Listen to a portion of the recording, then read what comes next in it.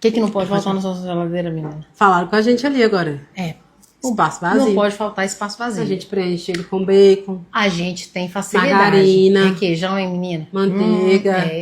Garota. Essas coisas são importantes, tá lá. São. Mas Você se organiza, não deixa muito espaço na sua geladeira, não, menina.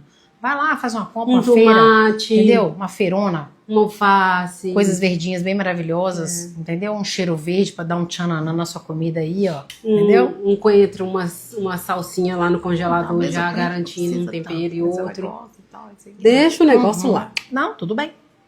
Entendi.